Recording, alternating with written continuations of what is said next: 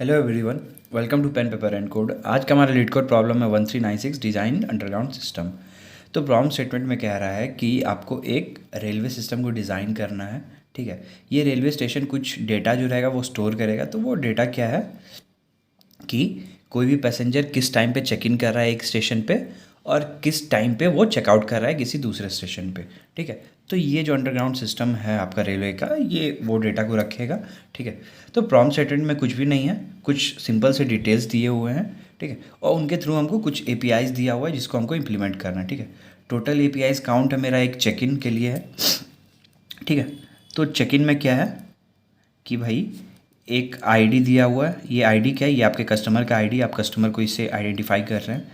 ठीक है, उसके अलावा क्या दिया हुआ है? एक स्ट्रिंग दिया हुआ। तो आपके पास क्या है? वो स्टेशन नेम। ठीक है, और एक दिया हुआ है इंट टी। ठीक है, इसका मतलब क्या है? चेक इन का मतलब क्या हो गया कि वो एक पर्टिकुलर स्टेशन पे आ रहा है। कौन? तो एक कोई कस्टमर आईडी है, ये यूनिक है। ठीक है, एक पर्टिकुलर स्टेशन पे वो आ रहा है, स्टेशन नेम आपके पास दिया हुआ है एक पर्टिकुलर टाइम टी पे। ठीक है, मतलब किसी पर्टिकुलर टाइम टी पे वो एक स्टेशन में आ रहा है। ठीक है, अब स्टेशन में आ रहा है भाई, तो स्टेशन से जाएगा भी घर अपना वापस, है ना। तो ये चेकआउट दिया हुआ है इसी के लिए। सिमिलरली पैरामीटर सेम है, आईडी दिया हुआ है आपके पास, एक स्टेशन नेम है। ठीक है, जो कि अगेन स्ट्रिंग है, और एक टी टाइम दिया हुआ है। ठीक है, तो एक टाइम टी पे ये आया था, दूसरे टाइम टी पे ये कोई दूसरे स्टेशन से निकल रहा होगा, है ना। तो वो दिया हुआ है आपको, चेकआउट टाइम दिया हुआ है।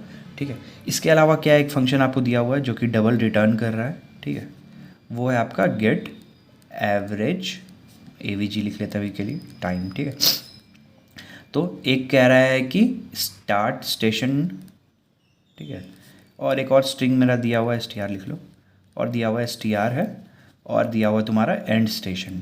ठीक है, तो आपको बताना है कि अभी तक मतलब ये फंक्शन कॉल करने तक बहुत सारे ऐसे कस्टमर्स होंगे ना जो इस स्टार्ट स्टेशन से स्टार्ट करके इस एंड स्टेशन पे गए होंगे। ठीक है, तो उसमें बताना है कि आपको टोटल टाइम जो था उन सब सारे कस्टमर्स के लिए वो कितना ट्रैवल हुआ है, डिवाइडेड बाई जो है आपका कितने कस्टमर्स या फिर कितने पैसेंजर्स थे मेरे वो। तो उसी का आपको एवरेज टाइम दे देना है। ठीक है, आई रिपीट एक बार फिर से कि बहुत सारे कस्टमर्स होंगे जिन्होंने यहाँ से स्टार्ट किया हुआ है इस स्टार्ट स्टेशन से, और यहाँ पे एंड किया हुआ है इस एंड स्टेशन पे। तो आपको वो टोटल टाइम बताना है डिवाइडेड बाय कितने पैसेंजर्स ने ट्रैवल किया है। ठीक है, तो इसी के लिए गेट एवरेज टाइम जो है इसका नाम भी है इस फंक्शन का, है ना। तो आप वो कैसे निकाल सकते हो? देखो यहाँ पे एक स्टेशन पे एक पर्टिकुलर मान लो कि पैसेंजर जो है 1 है, वो एक मान लो कि ए स्टेशन से शुरू किया उसने और बी स्टेशन पे वो एंड कर रहा है। ठीक है, और टाइम था उसका पहला, मान लो कि 5 था और एंड किया उसने 10 पे। ठीक है, तो ठीक है, तो यहाँ पे जब एंटर करेंगे मान लो ए टू बी, टाइम क्या हो गया? टोटल टाइम ट्रैवल 10 माइनस 5 और पैसेंजर है मेरा 1, तो एवरेज टाइम मेरा हो गया 5.0। इसको एज अ डबल रिटर्न करना है। ठीक है, वो है। और बस आई थिंक यही 3 फंक्शंस है ना। ठीक है, चेकआउट एक था, एक चेक इन था तुम्हारा, और एक था get average time. I think कितना ही है। ठीक है, तो कुछ कुछ चीज़ पॉइंट्स ध्यान रखना होगा तुमको। क्या? जैसे कि ऐसा कभी नहीं हो सकता है कि एक पैसेंजर मान लो कि किसी एक स्टेशन से घुसा हो। ठीक है, एक स्टेशन ए से घुसा हो। ठीक है, अगेन वो चेक इन किया हो ए से, हो सकता है कि फिर से वो चेक इन बी कर ले। नहीं, अगर वो किसी ए से स्टेशन से उसने चेक इन किया है तो पहले उसको चेकआउट करना पड़ेगा किसी और स्टेशन पे, मान लो कि डी पे। ठीक है, तब फिर वो किसी स्टेशन बी में चेक इन कर सकता है। ऐसा ये मतलब कि एक पर्टिकुलर कस्टमर के लिए एक पर्टिकुलर टाइम पे।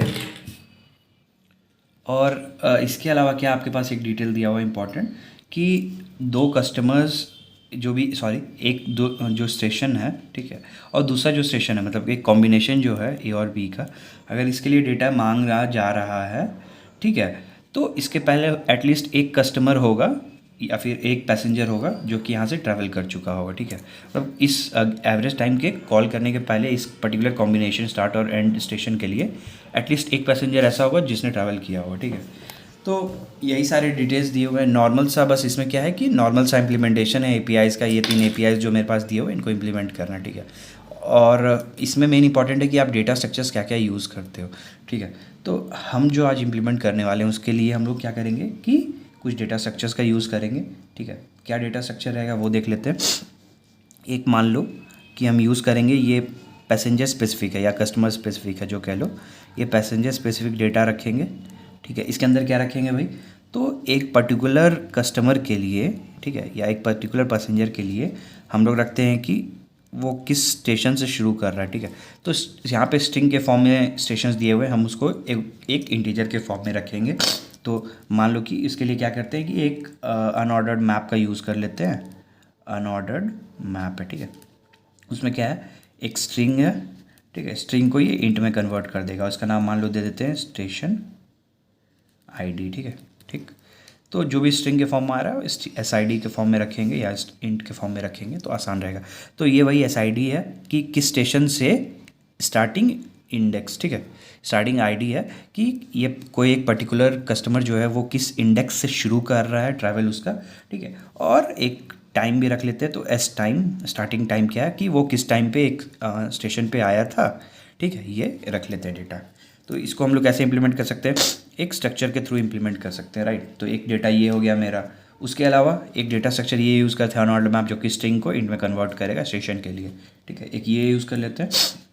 उसके अलावा क्या लेते हैं, एक मैप ले लेते हैं। ठीक है, मैप कैसा रहेगा, पेयर टाइप का रहेगा। अच्छा, पेयर में क्या स्टोर करने का प्लान है मेरा, तो मान लो इंट टाइप का है और एक डबल टाइप का है। आई होप कि डबल लिखने से आपको हिंट मिल चुका होगा कि ये क्या रखेगा। तो ये इंट और इंट जो है ये एक स्टेशन का कॉम्बिनेशन है। ठीक है, यहाँ पे स्ट्रिंग भी ले सकते थे अगर आप ये कन्वर्जन ना करते। हम ले रहे हैं कि SID1 मान लो, SID2 मान लो। स्ट्रिंग जो था ये किस स्टेशन से आप शुरू करें, उसका आईडी किस स्टेशन तक जा रहे हो उसके लिए आपको चेक करना पड़ेगा ना भाई कि टोटल टाइम आप कितना ट्रैवल किए हो, राइट। ये टोटल टाइम कितना ट्रैवल किए हो, तो इसलिए इसका नाम भी दे देते हैं टोटल टाइम। ठीक है, एक वो हो गया, टोटल टाइम मेरे पास आ गया, तो हमको डिवाइड करना पड़ेगा कि कितने कस्टमर्स ट्रैवल कर चुके हैं। ठीक है, तो इसलिए एक और नाम दे देते हैं काउंट। ठीक, ये हो गया मेरा, इतना डेटा स्ट्रक्चर से काम हो जाएगा, 1 2 3 और 4। ठीक है, तो ये स्टोर करेगा कि मान लो A और B के बीच में ट्रैवल किए, तो A को हम कोई अपना एक कोई यूनिक वैल्यू दे दिए होंगे, आईडी का मान लो 1, इसको दे दिए होंगे 10। तो आंसर इसमें कैसे स्टोर रहेगा, 1 और 10 के बीच में टोटल टाइम मान लो ट्रैवल हुआ है 50, और टोटल जो पैसेंजर्स थे मेरे उनका काउंट जो है वो है मान लो 2।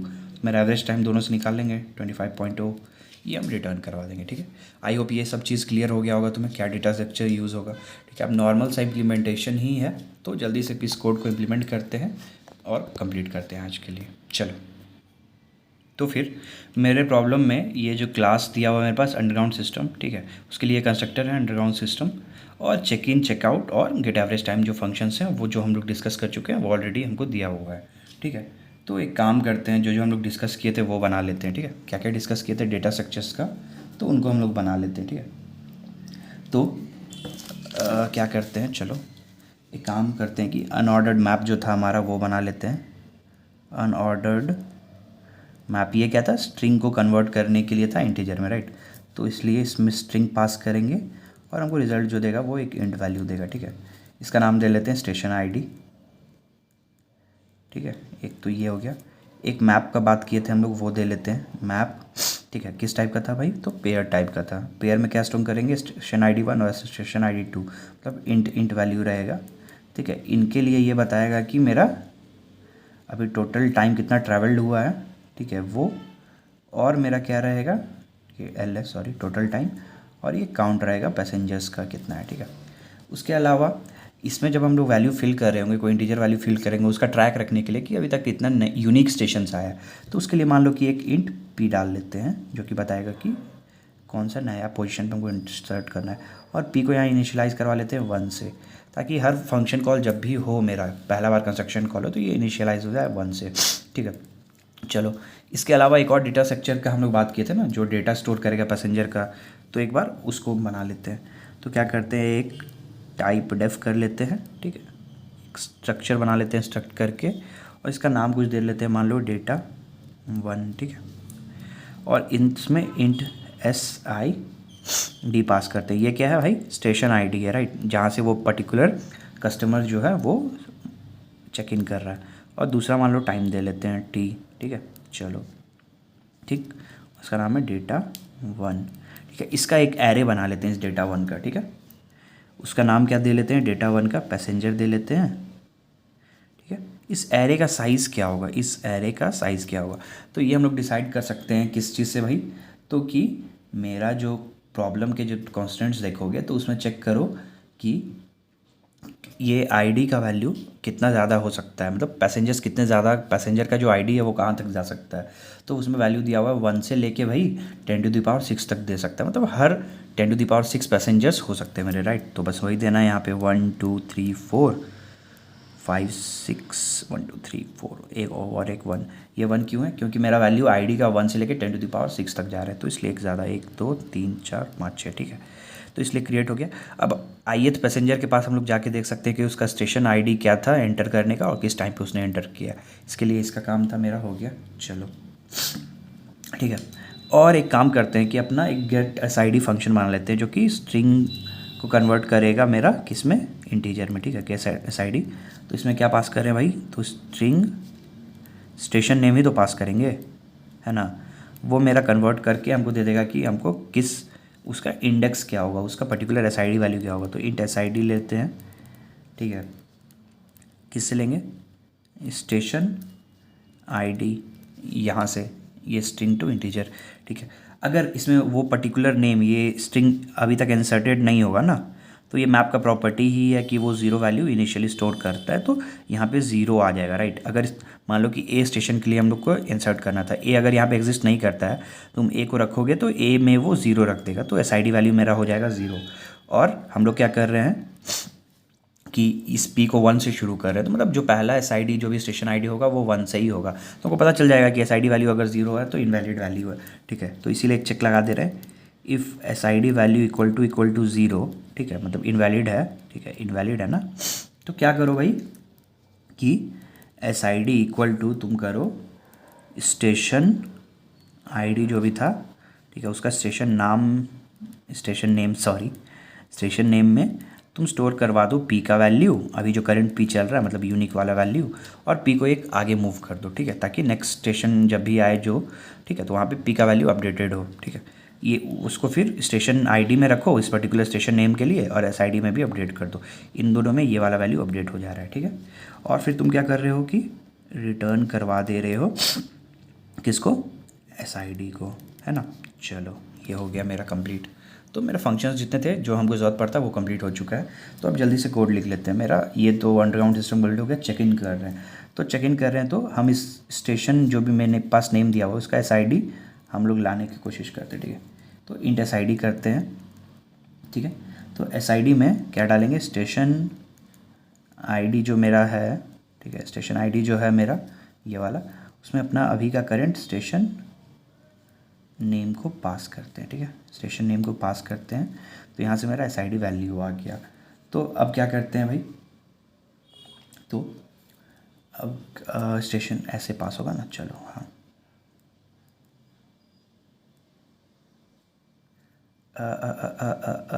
ये गलती हो गया, यहाँ पे हमको देना था गेट एसआईडी, राइट। ये वाला फंक्शन को कॉल कर रहे हैं, तो ये गेट एसआईडी फंक्शन में हम लोग अपना स्टेशन नेम पास कर रहे हैं, उससे मेरा एसआईडी वैल्यू आ गया। चलो यहाँ तक तो क्लियर है। अब नेक्स्ट क्या करो कि अपडेट करो। तो किस पैसेंजर के लिए अपडेट करोगे, तो पैसेंजर में ये आईडी तुम्हारे पास दिया हुआ है, तो उस आईडी में जाके, ठीक है, डॉट, उसके बाद क्या करें, एसआईडी में अभी वाला एसआईडी जो मेरा आया है ये वाला उसको रखते रहें। सिमिलरली उसी पैसेंजर के लिए टाइम भी अपडेट करना पड़ेगा, तो उस पैसेंजर के आईडी पे जाके टाइम जो था, टाइम इक्वल टू टी को, ठीक है, ये टी हम लोग अपडेट कर दे रहे हैं। आई होप ये चीज़ क्लियर है तुम्हारा, ठीक है। सिमिलरली आओ, ये मेरा चेक इन का टाइम हो गया, चेकआउट का टाइम चाहिए, ठीक है। चेकआउट के टाइम पे दो एसआईडी वैल्यूज़ बनाते हैं, कौन कौन सा, एक जिस स्टार्टिंग वाला, तो उसको एसआईडी 1 कह लेते हैं, एसआईडी 1 इक्वल टू, ठीक है, किस पैसेंजर के लिए, तो पैसेंजर आईडीएथ पैसेंजर के लिए, ठीक है ना। पैसेंजर आईडी में जाके तुम बोल रहे हो कि उसका हमको एसआईडी वैल्यू दे दो, मिल गया, ठीक है। एसआईडी 2 क्या होगा मेरा, इस वाले स्टेशन नेम के लिए ना, तो इसके लिए गेट एसआईडी को कॉल कर लो, गेट एसआईडी, ठीक है, उसमें पास कर लो तुम अभी का करंट स्टेशन नेम, करेक्ट। चलो ये स्मॉल है, ठीक है, ये सब देख लेना थोड़ा। अच्छा, नेक्स्ट क्या कर रहे हैं कि हमको टाइम चाहिए कि टोटल टाइम ट्रैवल क्या हुआ। ये टाइम टी है जिस पे कि हम लोग इस स्टेशन पे पहुँचे हैं, ठीक है। यहाँ पे जो टाइम है मेरा ये है कि किस स्टेशन, पर्टिकुलर दूसरे स्टेशन पे हम लोग चेक इन किए थे ट्रेन में, ठीक है। तो टी अगर माइनस इक्वल टू कर लेते हैं इस वाले टी से, मतलब क्या, पैसेंजर के जो आइडियल पैसेंजर था उसके टाइम टी से, करेक्ट। तो ये वाला वैल्यू मेरा क्या दे देगा, ये वाला वैल्यू मेरा दे दिया कि कितना टाइम हम लोग ट्रैवल किए, ठीक है। And time minus start time जो भी था मेरा उसे माइनस कर लिया, तो जितना टाइम ट्रैवल किए हैं वो आ गया मेरे पास। तो इसको अपडेट करवा लेंगे अपने टोटल टाइम में, ठीक है। SID1 पास करेंगे, ये वाला जो था मेरा, ठीक है, ये स्टार्टिंग है ये एंडिंग है, इसीलिए SID1 पास करेंगे। SID2 में हम लोग बोल रहे हैं कि भाई तुम अपडेट कर लो टाइम को, प्लस इक्वल टू क्या, टी। सिमिलरली काउंट जो भी रहा होगा उसको प्लस कर लेंगे एक और। तो काउंट में क्या कह रहे हैं हम लोग, इस पर्टिकुलर स्टेशंस के लिए SID1 और SID2 स्टेशंस के लिए क्या करो कि तुम वैल्यू को प्लस प्लस कर लो, करेक्ट। चलो ये प्लस इक्वल टू टी है मेरा, ठीक है, ये प्लस इक्वल टू टी है, ये प्लस है, ध्यान रखना, ठीक है। तो मेरा डेटा अपडेट वाला पार्ट सारा हो गया है, अब हमको बस आंसर रिटर्न करना है, ठीक है। बहुत ईजी है भाई। तो फिर से क्या करो, SID1 लो, SID2 ले लो, और दोनों में पहले तुम पता कर लो कि स्टेशन ID क्या है। SID1 में क्या होगा मेरा, get SID start station, clear. Similarly SID2 कैसे पता करेंगे, get SID end station, correct. ये सब चीज़ हो गया मेरा, बहुत अच्छा। अब क्या करो, आंसर रिटर्न करो, फटाक से रिटर्न करो। तो हमको टोटल टाइम चाहिए और उसका काउंट चाहिए कि इन दोनों स्टेशन में कितना टाइम तक ट्रैवल हुआ है और कितने पैसेंजर्स ट्रैवल किए। तो टोटल टाइम से निकल जाएगा मेरा, टोटल टाइम में पास करो क्या, SID1 SID2, correct, divided by मेरा count of SID1 SID2, correct. और जो भी डिवाइड करके जो भी आंसर आ रहा है वो डबल के फॉर्म में है, वो तुम रिटर्न करवा दे रहे हो, ठीक है। ये चीज़ क्लियर है, प्रॉब्लम स्टेटमेंट काफ़ी क्लियर था, थोड़ा इम्प्लीमेंटेशन ही बस देखना था, ठीक है। ये कोड मेरा कंप्लीट हो गया, बस कोड यहीं तक था, ठीक है। तो फिर क्या करते हैं, किसका स्पेस और टाइम कॉम्प्लेक्सिटी एक बार देख लेते हैं जल्दी से। तो टाइम कॉम्प्लेक्सिटी जो रहा होगा मेरा, ठीक है, वो रहा होगा हर फंक्शन कॉल जब हो रहा है मेरा, ठीक है। तो ऑपरेशंस देखते हैं, ठीक। SID वैल्यू कैलकुलेट करना है, ठीक है। ये कांस्टेंट टाइम में मेरा काम कर रहा है, ठीक है, ये ऑर्डर ऑफ 1 में काम कर रहा है मेरा, ठीक। क्योंकि हम लोग SID को जब एक्सेस कर रहे हैं तो ऑर्डर ऑफ 1 में कर रहे हैं, SID भी कैलकुलेट हो रहा है मेरा ऑर्डर ऑफ 1 में ही। चलो ठीक है, ये चीज़ क्लियर है। अगला फिर चेकआउट टाइम है, फिर पैसेंजर को एक्सेस कर रहे हैं ऑर्डर ऑफ 1 में, गेट SID भी ऑर्डर ऑफ 1 में काम कर रहा होगा, राइट। स्टेशन नेम में क्या कर रहे हैं हम लोग, ये हाँ ऑर्डर ऑफ 1 कह सकते हो इसको, क्योंकि ये स्ट्रिंग है ना। तो स्ट्रिंग का लेंथ भी मेरा क्या है, 1 से लेकर 10 तक का ही लेंथ हो सकता है, तो कांस्टेंट मान सकते हो उसको भी, ठीक है। तो और उसके बाद क्या कर रहे हैं कि हम लोग अपडेट कर रहे हैं मैप में, ठीक है। मैप जो यहाँ पे हम लोग देखना कि मैप ले रहे हैं, ठीक है, यहाँ पे मैप ले रहे हैं, अनऑर्डर्ड मैप नहीं ले रहे हैं, ठीक है। तो ये क्या कर रहा होगा कि log ऑफ n में इंसर्शन कर रहा होगा इन दोनों टाइम में, SID1 और SID2 का कॉम्बिनेशन जो है ये log ऑफ n में फाइंड कर रहा होगा, ठीक है। n का वैल्यू क्या है यहाँ पे, n का वैल्यू है मेरा नंबर ऑफ़ एंट्रीज जो हुए होंगे अभी तक वहाँ पे, ठीक है। उसके बाद गेट एवरेज टाइम में भी ये कांस्टेंट टाइम में काम कर रहा होगा, get SID, but total time और काउंट जो होगा log ऑफ n में काम कर रहा होगा। तो इस हिसाब से अगर कह लेते हैं तो मेरा कोड का कॉम्प्लेक्सिटी हो जाता है, नंबर ऑफ़ फंक्शन कॉल्स मान लो कि दिया हुआ है मेरा f अगर फंक्शन ऑफ कॉल्स है, ठीक है, तो log ऑफ n में काम कर रहे हैं, ठीक है, where n is equal to number of entries मेरे मैप में, बाकी सब कांस्टेंट टाइम में काम कर रहा है। अच्छा, स्पेस कॉम्प्लेक्सिटी में क्या हो रहा है मेरा, स्पेस कॉम्प्लेक्सिटी मेरा वही जा रहा है ऑर्डर ऑफ f, कितने सारे फंक्शंस कॉल्स हुए होंगे, चेक इन्स के लिए कितना सारा कॉल हुआ होगा, ठीक है। उसके बाद चेक इन्स के लिए जितना कॉल हुआ होगा, चेकआउट के लिए जितना कॉल हुआ होगा, राइट। तो वही मेरा अपडेट हो रहा होगा इस मैप में, ठीक है। मैप का साइज़ के ऊपर डिपेंडेंट है, क्योंकि ये वाला पैसेंजर तो है, इसका साइज़ मेरा कांस्टेंट रखे हैं, इस पर कोई फ़र्क नहीं पड़ेगा। तो जो भी फ़र्क पड़ रहा है इस अनऑर्डर मैप पे पड़ रहा है, ठीक है। इस पे है कि नंबर ऑफ़ कितने सारे मेरे स्टेशंस आए हैं, जो डिपेंडेंट है कि मेरा कॉल्स क्या हुआ है चेक इन चेकआउट पे। सिमिलरली ये भी चेक इन चेकआउट के टाइम पे कितने सारे मेरे स्टेशंस थे मेरे, उसका साइज़ है, तो ऑर्डर ऑफ f कह सकते हैं, ठीक है।